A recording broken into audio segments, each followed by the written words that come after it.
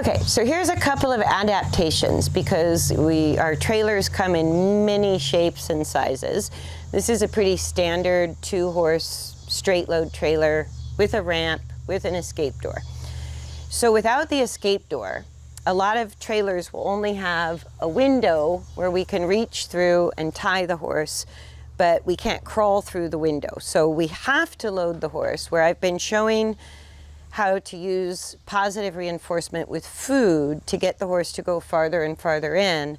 When I've worked with trailers that don't have an escape door, I'll use a tray like this, and I will have food or treats or put treats in randomly. So if I have to use the stick to push the horse in rather than just sort of getting in like this with an escape door, it's always easier if you can lead the horse in because they're used to being led. I don't even put pressure on the halter or lead rope. I want them to follow the carrot in on their own choice. So if I don't have an escape door or a way to get out, and I have to incentivize my horse to get in, I can use a flat tray or a stable tray, put the treats in here, and then I might start with the treats that close.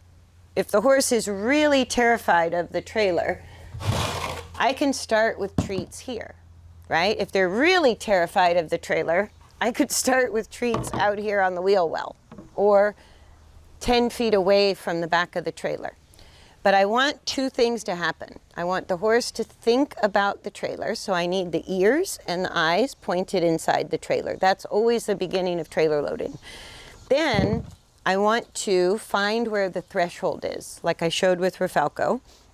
And I'm gonna put treats here, let the horse eat them, let the horse chill out, make sure the horse is in the rest and digest nervous system before I push it farther, right? Then I might move it to here. Right? So the horse has to go up this far to eat whatever's in the dish, right? And then gradually, as this becomes easy for the horse to come up here in the rest and digest nervous system, or as I call it, the learning frame of mind, with a long neck, soft eyes, focused inside the trailer, all of those body language and energy signals that tell us the horse feels safe. Then I can just keep moving that incentive program, and I never have to actually be in the trailer. So that's another way to use food as a motivation.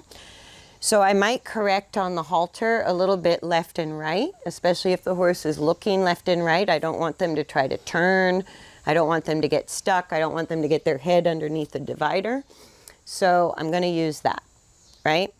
The other way I can work with a trailer like this is if the horse is really worried, like you saw, I put a 17 two-hand horse that barely had enough room to fit. He got very confident going in and out of the one side. That's why I didn't open it. If they're really afraid, I can open like this and make it more inviting.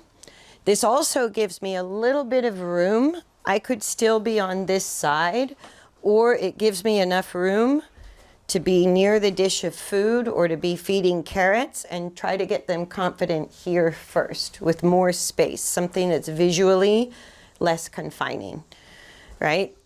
Then once I've done that, and eventually with the feed dish, I don't want to put the feed dish under this, right? Unless I can take this bar down too. This is called the chest bar. If I take the chest bar down, I have to close the escape door if I have one. I don't want them, they will try to jump through the escape door.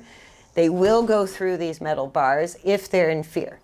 So the number one safety tool is don't get them in any farther than they can feel safe, right? And then here, I would never travel with food down here. That's just for building their confidence to get in and out. With this trailer without a manger, I would need a hay bag, or I would need to stand there with a bucket or carrots or whatever to give them treats and build confidence, right? If it had a manger, I could leave a bucket of food in there. I could give them really good hay or some kind of treat that they like, just to make the trailer a traveling smorgasbord rather than a prison of confinement. So the dish is an idea to use if you can't come in the trailer. Most 2-horse trailers or slant loads, you can push everything back, open up the space, and begin with more visual space until you can work your way down to what I showed, which was loading and unloading, loading and unloading with this in place. Right? So if I had to take 2 horses, both of them can get in and out of that narrow space with a lot of confidence.